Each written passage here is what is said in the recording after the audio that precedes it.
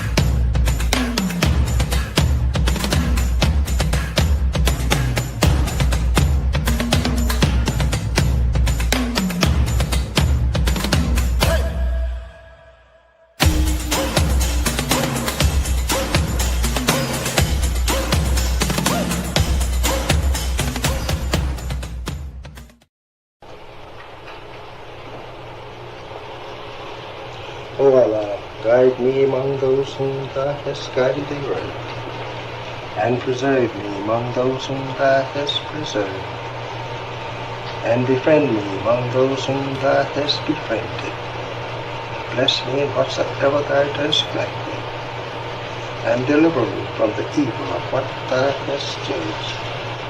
Surely Thou judgest, and none can judge against Thee, and he whom Thou befriendest is not disgraced.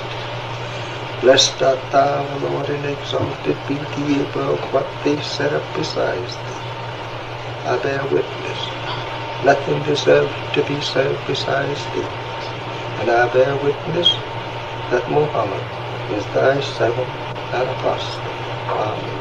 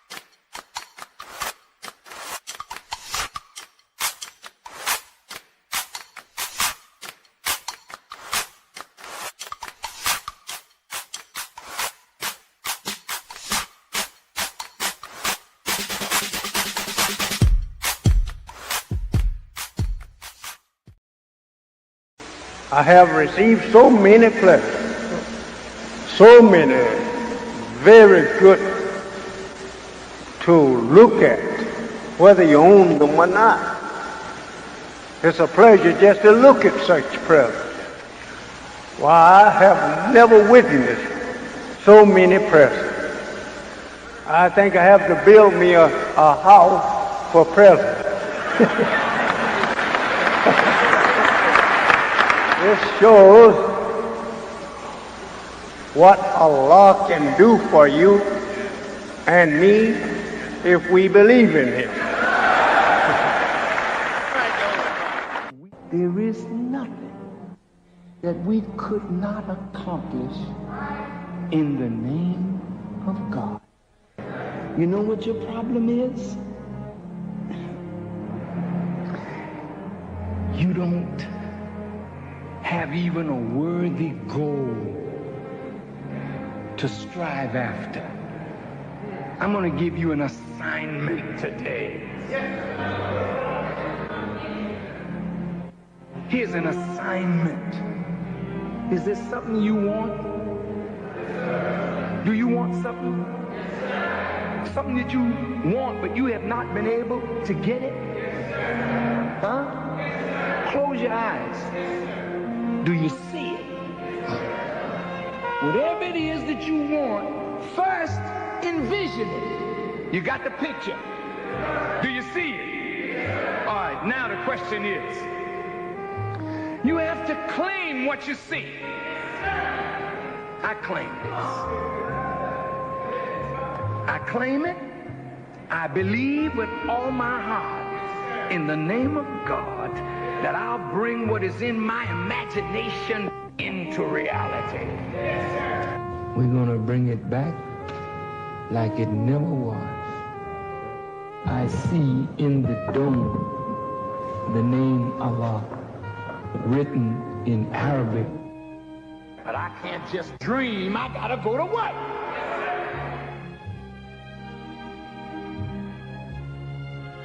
How do you bring it into concrete reality?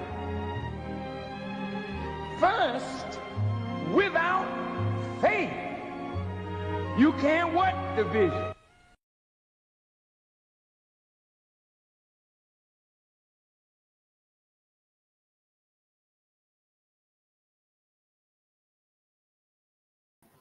Assalamu alaikum, family. You're tuned in to the Sajdah channel, and I'm your host, Sajdah Wendy Muhammad. And today, special day, we're going to be going over one of the chapters of my groundbreaking new book, The Art and Science of Business. And you can pick it up. You can go right to our website, Art and Science of Business, which will give you an opportunity to join the warrior entrepreneur movement, or you can go straight to Amazon and pick it up and grab it. We're going to be having some places locally near you very soon where you'll be able to get and grab it. But a couple things I want to talk about really quickly before we dive into this subject. Thank you all in the chat. Appreciate you all for jumping in. And I hope that you would be very interactive today because some of you already have your book. A lot of you have gotten it. Some of you have started reading. But let me just say this before I break down this whole meaning of the art and science of business and all of that. And a lot of you all have emailed and texted me to talk about this statement that's been going around and going viral that our sister, Tabitha Smith, Sister Tab, made. I think it was on TikTok or somewhere on social media. And then she came back and did a follow-up. I'm not going to play it. And I'm not responding to be at odds or indifferent with my sister. Couple things, I just want to add a little food for thought to that. First, let me begin by saying that many years ago, the Honorable Minister Louis Farrakhan talked to us about the Steal Away program, where we would, work our jobs and then kind of steal away, have our business going and then pretty soon to build the business up. And then we could, steal away, not work. It's a steal away program. Some of it, I used to call it bridging. When I would be coaching entrepreneurs, I used to say it was a bridging program. So you want to bridge, what you're doing. Let me say this, though, that in many, many ways, the employment and the economic outlook has changed. Okay. One of the things that the art and science of business is about, okay, it is a supplement designed to give us more knowledge or open us up to more knowledge so that we can move around the planet successfully and engage in the activity of life. There's a couple of lectures out there where the minister talks about this.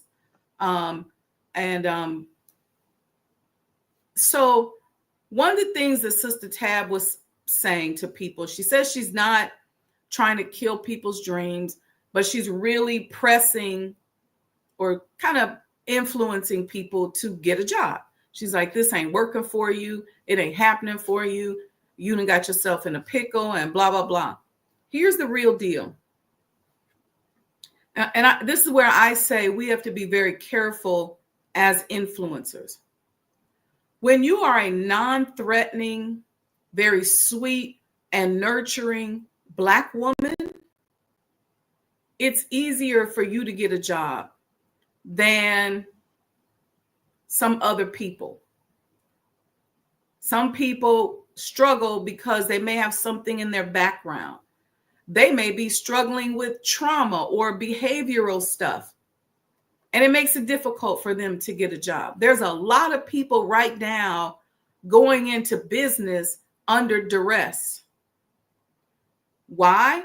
Because they are unemployable. They can't get a job. If you're a Black man and maybe you have a military Black background or you went to college, you might be able to get a job easier than somebody who made a mistake in their life and is a returning citizen, or somebody who just didn't go to college. Some of us went to the wrong college. Some of us was too busy kicking it in college. And now we getting out and we can't buy a job. So I think it's critical to encourage us to go deeper into our creativity and do what we can for one another. And I would say this to my sister Tab. Sis, you got people that help you get distribution deals, whether it's Target, Whole Foods, or whatever. Your journey is amazing. I love that garlic popcorn you got in Target. So why not go and talk to them and say, hey, there's a program. Can you put together a program so that more people can get distribution? More Black people can get distribution. And y'all may say, well, why would she do that? Why would she put herself on the line? Well, maybe she can open up some form of distribution. And I get it. Entrepreneurship is not for everybody. But we are moving into a space and time on this planet where everybody is not employable. And that's just the truth. And so I think we have to be a little bit careful about being negative about somebody's dream, even though that's not her intention. But we got to be careful as influencers so that we don't assume that people can go and do what we can do. And it can be condescending to a lot of people. And I think that's why a lot of you all took offense to it. And I don't think she meant it that way. I think she was looking at it from her perspective. You know, she's a warm, nurturing, and sweet Black woman. So to me, it doesn't surprise me that she would easily be able to go and get a job. This book is a supplement to help us with all of that. Okay. to help us start to think so that our default is not always criminal activities, fraud, stealing from one another. Some of us are so ruthless that we will dog out our own family members, our brothers, our sisters, our mamas, just to get some change. And so I want to open us up to more of a nation building mindset so that we can be about the business of helping and supporting one another. And then when we get on, we can reach back and help and support someone else. Okay. Sister Sajdah said a job pays the bills, but business builds freedom. If we stop at employment, we rent survival. If we build enterprises, we own our future. Yeah, she's been reading the art and science of business, it looks like. But you may have to put a Band-Aid on that thing and get you a little job. You may only be able to find a part-time job, but everybody is not employable. And what we're seeing now is the Black corporate professionals that at one point were primarily Black women are being let go and laid off by the droves. And so what's going to happen when those sisters hit the streets and they have to take jobs that are below their skill level, then what's going to happen to the sister who was at that skill level when she goes up and tries to compete? So it's a lot of stuff out there. So let's be careful with binary thinking and binary statements. And you'll see that if you get a copy of the book where I talk about this binary, this or that type of mentality, where we're looking at the next person saying, well, what you need to do is such and such, such and such. You don't know what that person is challenged with. Some people have, I met a sister that has 4 children. Her husband went to prison. She has 2 degrees, and it costs her more money to put the children in school and aftercare than it does for her to work. And so what we came up with her was for her to find a remote job where she works. She has a half-time job where she works remotely, but then she also does her online business. And I just talked to her the other day and she said, guess what? My remote job just laid me off. So now she's got her part-time business. So it's a lot of different circumstances out there.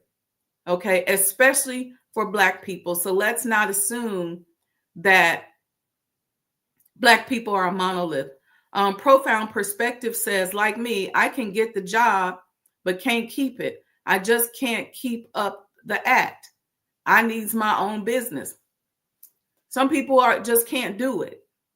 So let's be careful with that. And now is the best time ever to start your own business. There's so much that you can do. And the internet has been amazing with that. You can be anywhere in the world and sell to anybody in the world online. So if you're in a situation, and I think she mentions this at the beginning of the comment she made, where whatever you're doing just isn't working. What that means is you need more of this type of book so you can get more knowledge, more ideas, expand your way of thinking. If you keep going into criminal activity, you keep stealing, you keep trying to do things, and you get to the point where nobody wants to mess with you because you're always doing shady stuff, then what that means is that you're limited in your knowledge and you need to start studying. The Honorable Minister Louis Farrakhan teaches us that the reason why certain people are able to move around the planet and do business is because they study. And so I want to encourage us to study, because if you're smart enough to run some big criminal enterprise, if you're smart enough and you spending all your brain power on how you can scam, how you can get this, how you can do that, you calling around, exposing yourself as a scammer, then you can put that brain power towards studying. All right. So let's get into it. Let's see who we got here in the chat this morning. Let me just shout y'all out really quickly before we get started. I see you. Dress code is in the house. Let's see who else we got there. We already shouted out Profound Perspectives. I see you. We shouted out Sister Sadia Kareem, Sister Betty, Sister Alita, Assalamu alaikum, Sister Nubia Latifa. Let's see. Good morning, Mom. I see you in the chat. Let's see. Sister Monica's here. Sister Monica. Thank you, sis, for joining us. My sis Sandra D is in the building. All right. So hopefully you all got your book, okay?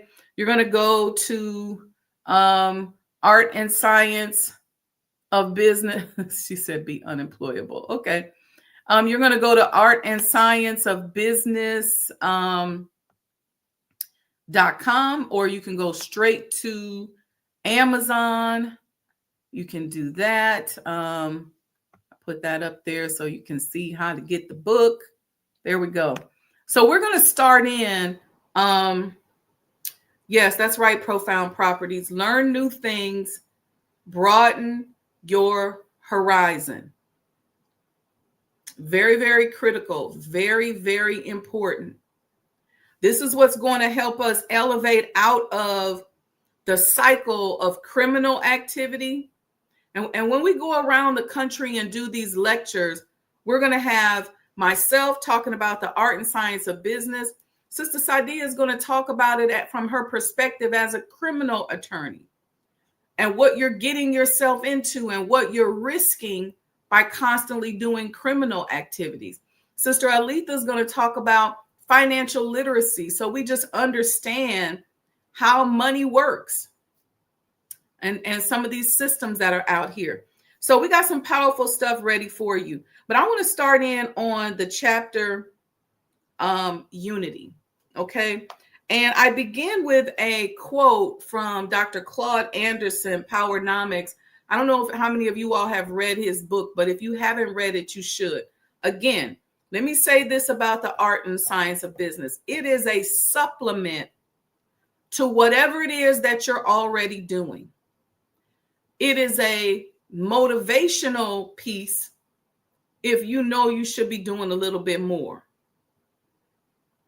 And it is a inspiration if you're really not doing anything.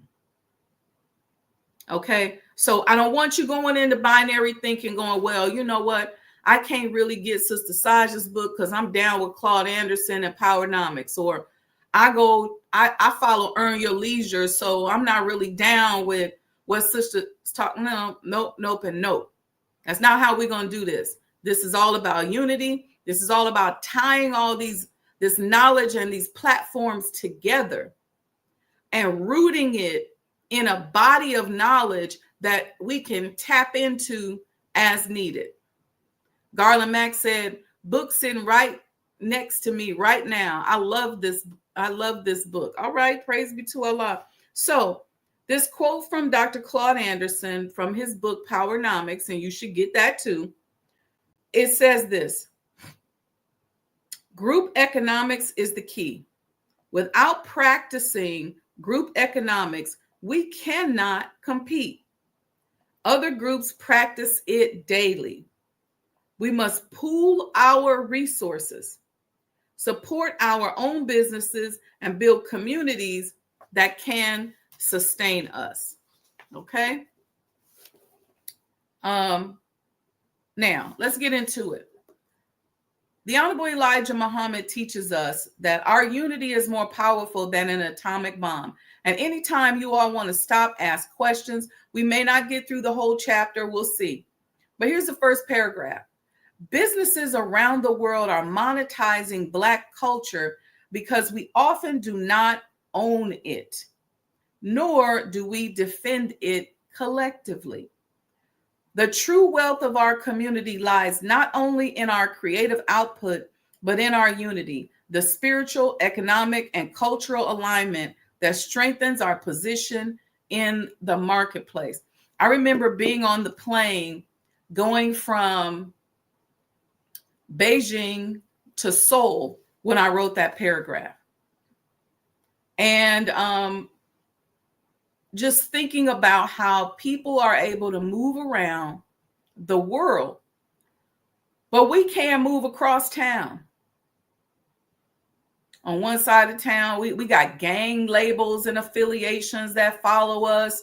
You know, if we a Crip, we can't go to a Blood neighborhood. If we Blackstone, we can't go to a Vice Lord neighborhood. You know, all this different stuff. And so we can't move around. But people with knowledge are able to move around. I want you to think about that. We have labels that follow us. I have people that look at me and say, she a Muslim.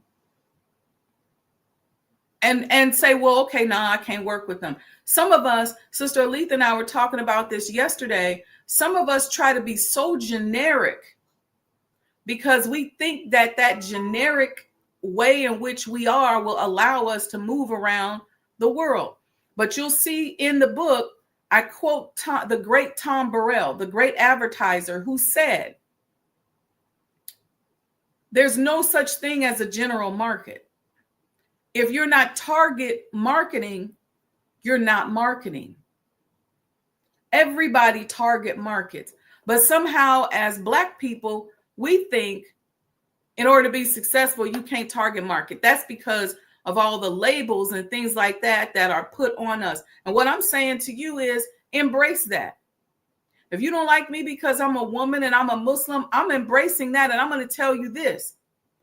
The best person in the world that you can partner with right now today is a Black Muslim woman. And you'll see as we move around the country and as we navigate through this book, what I'm talking about. And you should be saying the same thing about whoever and whatever label they put on you. Make it the best. Because major companies understand that they have to target. They have to target market. There's no such thing as a general market. Let's keep going. Unity is a social or economic principle and a divine law that governs the universe. In nature, we witness the brilliance of unity. Flocks of birds fly in perfect formation. Beehives operate as intricate systems of productivity and protection, and forests thrive through underground networks where trees share nutrients through their roots. Each organism fulfills its role in harmony with others, sustaining life and balance. The Holy Quran reinforces the sacred structure in Surah Al-Anbiya 21 and 92. It says, "Indeed, this your religion is one religion, and I am your Lord, so worship me." Unity is foundational in Islam, reflected in prayer lines, community charity, and economic interdependence. It is both discipline and mercy, a structure that creates sustainability, stability, and abundance. The Honorable Elijah Muhammad teaches that the unity of Black people is more powerful than an atomic bomb. And the Honorable Minister Louis Farrakhan echoed that by saying, we must stop the petty divisions among us. Unity is the key to our salvation. Just as unity is nature's engine, it is also the catalyst for divine transformation among human beings. When we align spiritually and economically, we become unstoppable. I go on to say that in the digital economy, algorithms reward engagement, collective interest, and virility. When a community consistently supports and circulates its own content, businesses or products, platforms like YouTube, Instagram, and TikTok respond by increasing visibility. This is how trends are born and monetized. Communities with high algorithmic unity gain market control, media dominance, and leverage. Now, Fasten your seatbelts for this next thing that I chose this chapter primarily for this very next statement right here. According to a 2020 McKinney and Company report entitled The Economic State of Black America, they say this: if the racial wealth gap were closed, the U.S. economy would gain $1 to $1.5 trillion in annual GDP by 2028. Let me say this again. There is a racial wealth gap, which we talk about a little bit more in the book. And we talk about what contributes to that. And we'll talk about it a little bit more because tomorrow I'm going to talk about economic genocide. And we're going to talk about how the collective systems that we're dealing with are a form of economic genocide and what we can do about it. Unity is one of them. Let me say that again. If the racial wealth gap were closed, the U.S. economy could gain $1 to $1.5 trillion in annual GDP by 2028. Some of us may not have an appreciation for those numbers, but guess what? The U.S. deficit is $1.8 trillion, and that was reported in July of 2025. So if the U.S. deficit is 1.8 trillion, meaning the amount of money out here that we owe, U.S. owes to other countries, to its citizens, is 1.8 trillion. And if the racial wealth gap was closed, according to McKinney and McKinsey and Company, the U.S. economy would gain between $1 and $1.5 trillion in annual GDP, gross domestic product. So we could produce another $1.5 million as a country if the racial wealth gap was closed. That's very close to the deficit that we complain about. Let me know in the chat if y'all understanding these numbers and what I'm saying. So the question becomes, why not work to close the racial wealth gap? And my answer to that is because it's not about money, it's about power. We're going to talk about that because a lot of times we confuse money with power. I go on to say that a major driver of this growth would be increased entrepreneurship. So if the racial wealth gap was closed, you'd see increased entrepreneurship, consumer circulation. So circulation of more consumers, of more goods. People would be able to move around a little bit more. Their goods would move around, be distributed a little bit more, and unified spending within the Black community. All right. You hear me give this statistic. This is not part of this read right here, but the statistic where the dollar circulates in the Arab community 36 hours. In the Jewish community, it's 19 hours. In the Black community, it's less than 2 hours. So just expanding that time will make a difference. So it says currently only 2 cents of every dollar spent by Black consumers goes to Black-owned businesses. Only 2 cents of every dollar spent by Black consumers go to Black businesses. If that number increased to just 10 cents, then Black-owned businesses could see an annual revenue increase of over $150 billion. So this is some serious stuff right here. And since mathematically it would make sense to get rid of the racial wealth divide or the racial wealth gap, we have to understand that it's about something else. It's about power. And a lot of this book is teaching us about power and how to create and maintain and take our sovereignty as a people. All right. What must change? What would this change? If we close that gap, what would this change? You'd have more capital for reinvestment. Over $150 billion in additional revenue could be directed into Black neighborhoods through increased patronage. Employment and financial security. With increased funding, Black-owned businesses could create over 1 million new jobs, okay? Reducing unemployment and increasing median household income. Cultural ownership.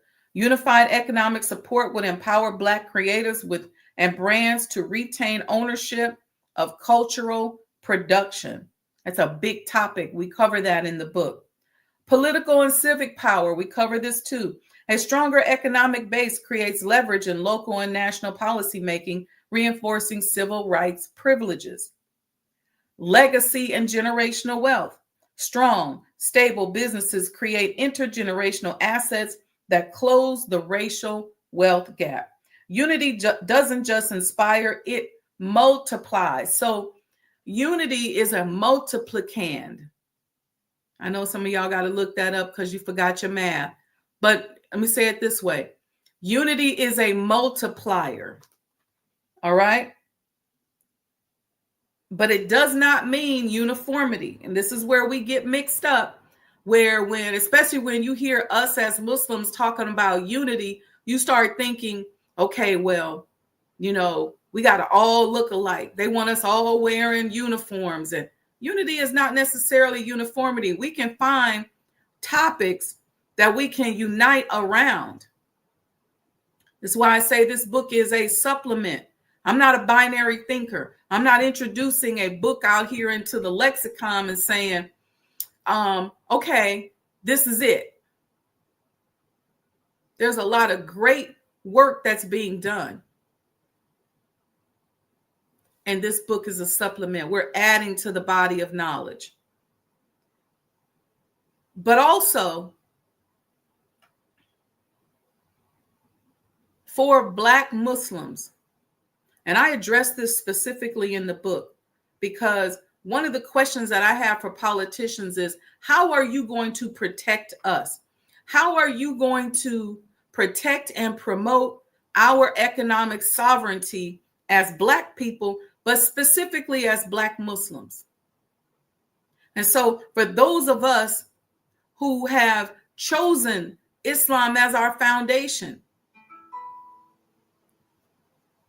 I want this book to liberate us so that we have all of these channels out here that open up in ways in which we are giving and supporting our community, because we have the benefit of over 100 years of service. Many of us have been through a lot, and we're ready to do the right thing. We're ready to support. We're ready to help. We just need to be liberated. We need to be given permission to do so, even though the message to the Black man tells us we don't need no permission. It just tells us 6 or 8 of us pool our resources and go into business for ourselves. So I don't know what we're waiting on, but I'm praying that this motivates us. So right now, those of us that have jobs, let's start stealing away. It's more than just a hustle. It's more than just a vending table. That's a start. Because I started out going to Black expos and places like that with a table and vending. But then it has to grow into other forms of business. Okay, I digress. Unity does not mean uniformity. Unity is alignment of vision, values, and purpose. Unity is alignment of vision, values, and purpose. I'm going to say it one more time. Unity does not mean uniformity. It is alignment of vision, values, and purpose. The Honorable Elijah Muhammad demonstrates that a nation must be united in love, economics, and discipline to build anything lasting. This unity allows for diverse talents and personalities to thrive. See, we are a very diverse people. But a lot of us code switch. So when we're up in front of people and we're talking about Black people, we code switch into this uniformity, binary type of thinking where we start addressing us in generalities, like we all the same. But we know that we are a diverse group of people. And so it's incumbent upon us to accept, respect, and promote the diversity that exists within our community. Okay, let me go on to this. Let's talk about separation a little bit, and separating through real estate development. You know, we had a whole series we did here on the show on separation. All right. And I have in here a blueprint for a separation think tank. I have that in the book, right here in the book, a blueprint for a separation think tank. Economic separation is a strategy. When Black entrepreneurs and communities invest in and develop real estate, they create zones, or they can create zones of cultural autonomy. These areas become incubators for Black business ecosystems. Today, separation is multifactorial. Okay, this is why we need a think tank, because it is now multifactorial. When the Honorable Elijah Muhammad told us in the 60s, 50s and 60s that we needed to separate, he put that divine word out there into the universe, and then the universe started to conform around the word from the Lamb of God. And so the times began to evolve, but in a lot of ways, we still saying it the same way. So now we need a think tank, because he started that atom to churning just with his statement, just with what he said out of his mouth. The conditions started to be set up so that we can separate. But now we got to catch up with what the universe did in response and in obedience to his directive. All right. Oh, yeah, I was saying that separation is multifactorial. It has become multifactorial. You have many towns, villages, and suburbs that are now majority Black populated, and the movement toward territorial control continues to grow. Today, we find ourselves governing ourselves in many towns throughout America. Some of us will rebuild wasted cities. Okay. Some of us will start rebuilding the existing cities that may become separate territories,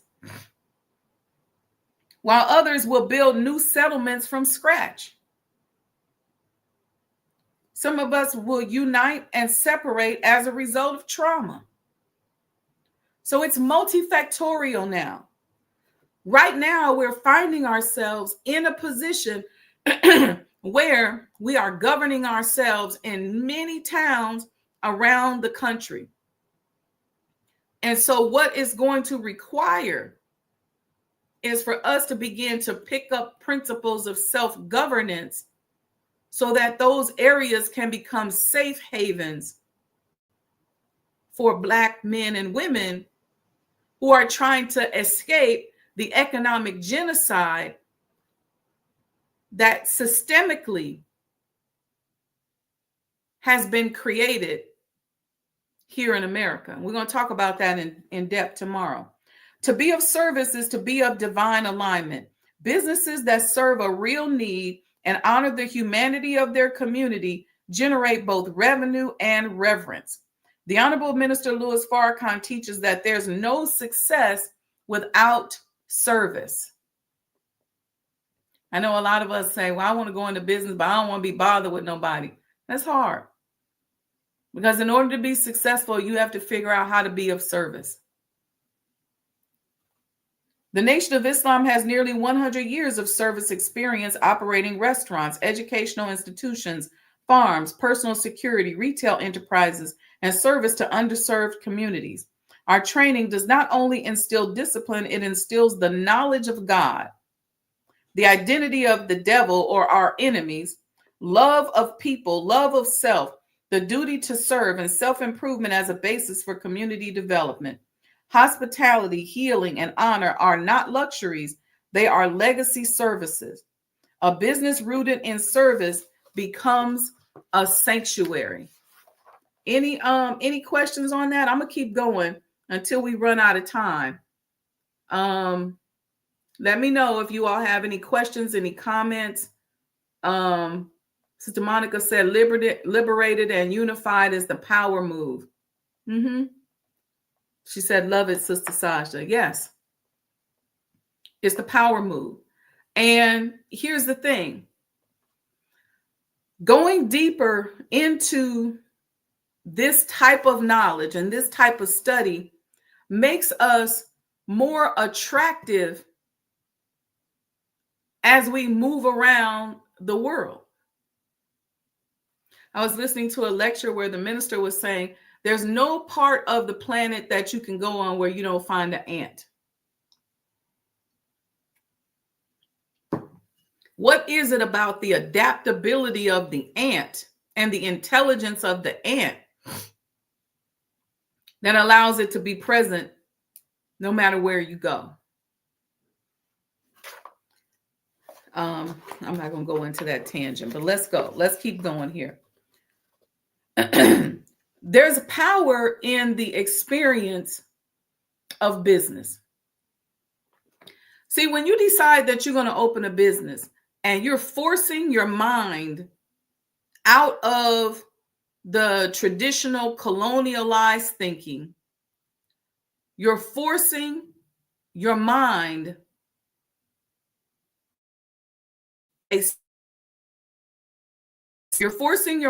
into where what you see, you begin to manifest and earn from it. You're forcing your mind away from criminal activity. There's a lot of power in doing for self. Okay. And I give this experience here. I said it since the earliest days of my career. I have taught my staff and clients that business is won or lost in the space of an experience. You can gain a client or lose one based not on your own product alone, but on the feeling, the encounter, and the memory that lingers along after the transaction. In today's economy, the experience is not an afterthought. It is the product.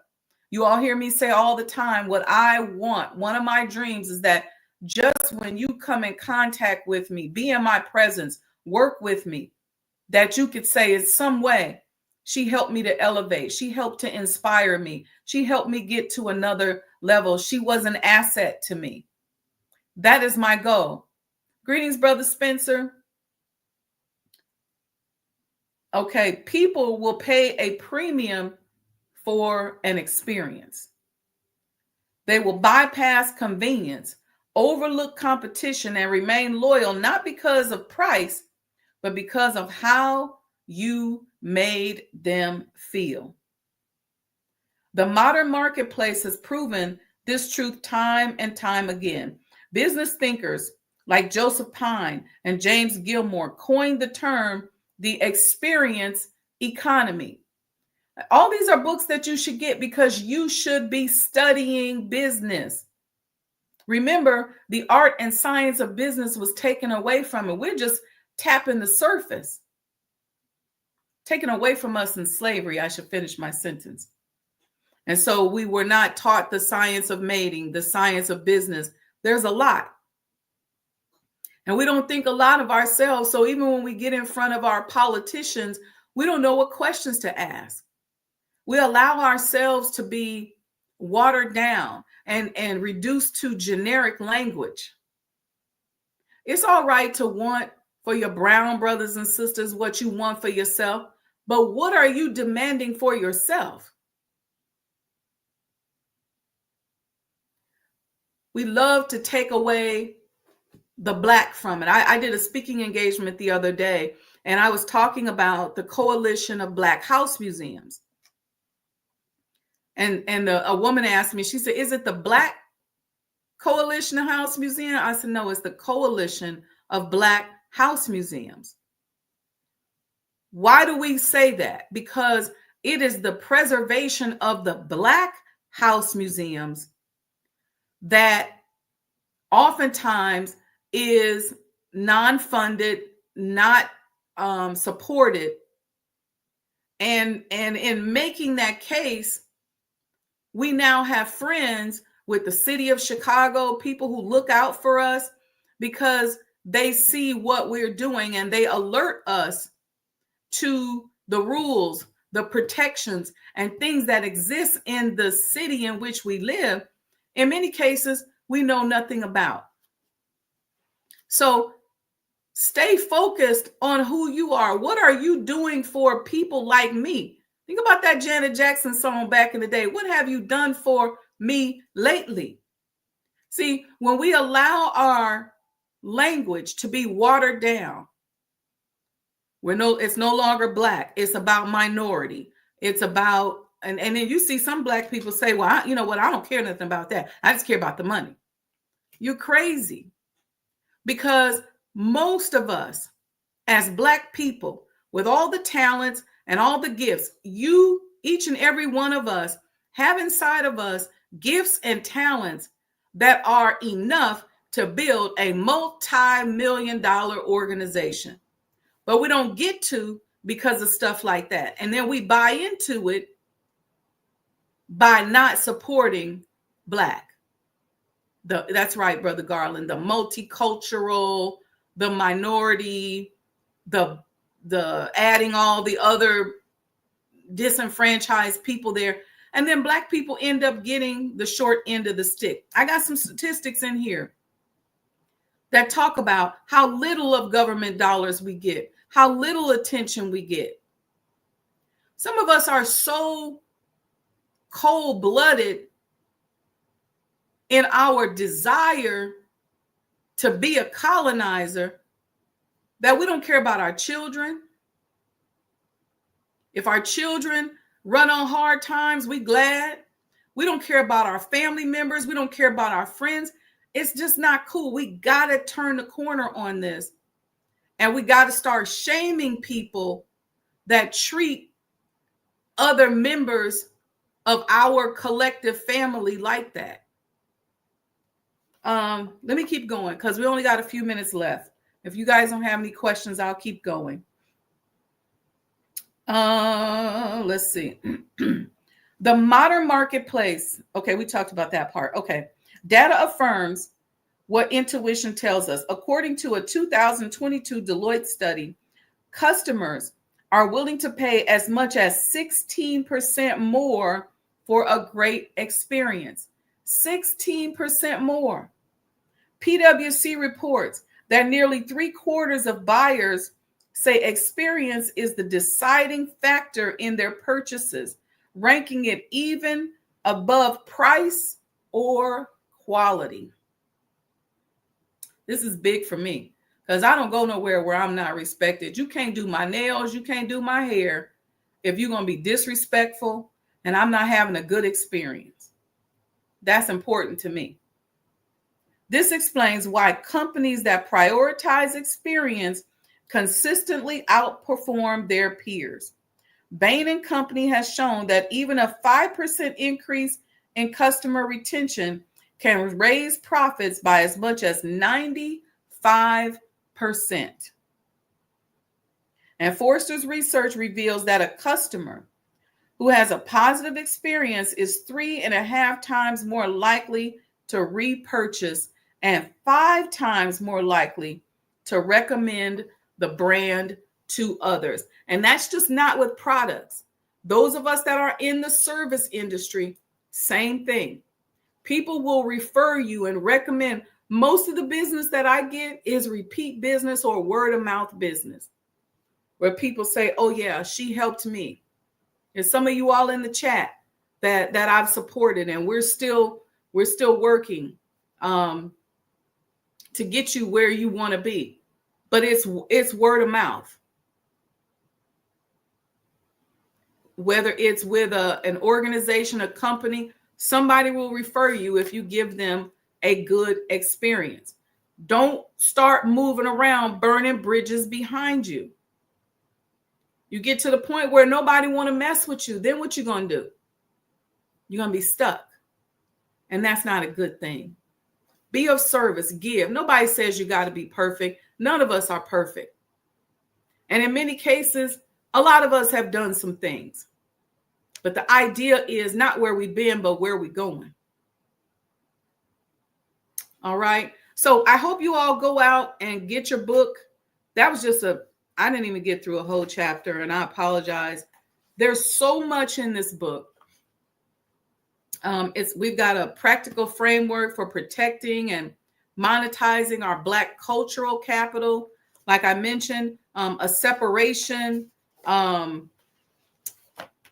think tank model.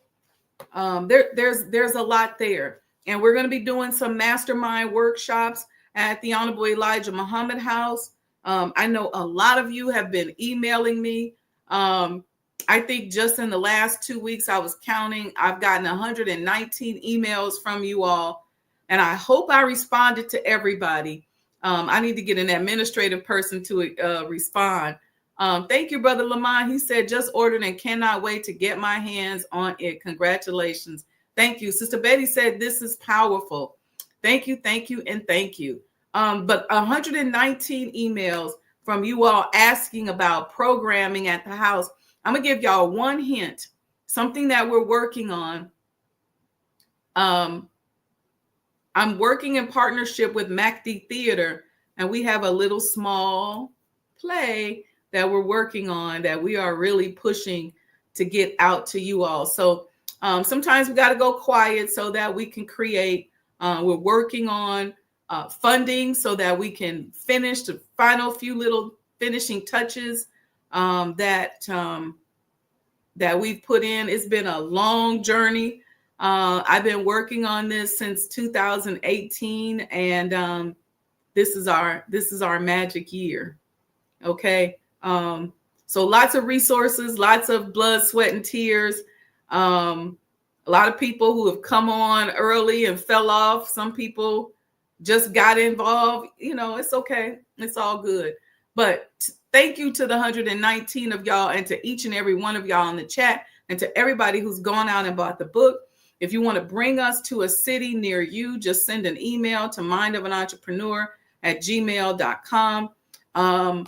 We're going to be announcing, we'll announce the cities one by one. We ain't going to put no big schedule out there so y'all can go tell the enemy, and then we start getting sabotaged.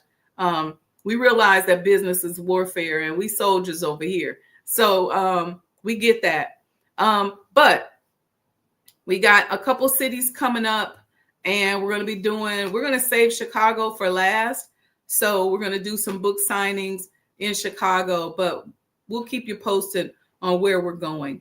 So thank you to each and every one of you. Thank you for those of you who took time out to be in the chat. I appreciate it. Appreciate each and every one of you, and hope that you will continue to support. Get your book, support the movement. Cash App Sajdah Enterprises. You can get the book at artandscienceofbusiness.com, or you can go straight to Amazon. Tomorrow, we got a powerful show. I've been writing this all week. This is actually one of the chapters that didn't make it to the book, but it's on economic genocide. And so we're going to just talk about it tomorrow. Some of these chapters that didn't make it to the book, I'm going to do as podcasts. And so that first one is tomorrow morning, Sajdah Morning Coffee Talk, 6 a.m. We're going to be talking about economic genocide. Okay, family, happy reading. As soon as when you get your book and you read it, please go to Amazon and leave a comment or a review. Tag me, take a picture of yourself with the book, post it and tag me. A lot of you have been texting me your pictures, but y'all just been texting a picture of the book. Text yourself with the book, photograph yourself with the book, and then send it to me. Okay. Sister Sandra said, congratulations. I know it's a good read. Like the show. Thank you, sis. Sister Betty says, see you tomorrow. Okay, family, peace and blessings. tonight I'm going to be on the Munir Muhammad show at 6 p.m. So mark your calendars, 6 p.m. Munir Muhammad show. You can get it on YouTube or on Facebook. And you can call in. They'll give out a number. Sorry, the sun is hitting me. They'll give out a number where you all can call in. Okay. So shout out to our family at Crow, Brother Mandine, Brother Jamil, Sister Kim. Thank you. Thank you. They're having me on tonight at 6 p.m. All right, family. See you soon. Love you all. Inshallah, we'll see you tomorrow or tonight if you tune in. Assalamu alaikum. The Honorable Elijah Muhammad, who in my judgment is the master historian, taught us that of all our studies, history is the most attractive, and it is best qualified to reward the researcher. History is most attractive. Why should history be most attractive? Because history is the recorded time of the human family in its struggle to overcome obstacles. There is no life that is without struggle. The Holy Quran teaches us that man, meaning man and woman, is made to face difficulties. And after difficulty comes ease. But it is history that guides us through difficulty. For if you know how people who had difficulty yesterday got through, and if your difficulty is somewhat similar, then today we also can get through if we follow the guidance of history. This is why Carter G. Woodson and many of our black giants fought for black people to know our history. Because in not knowing our history, we don't have a guide. And without a guide, we are lost. No wonder the Bible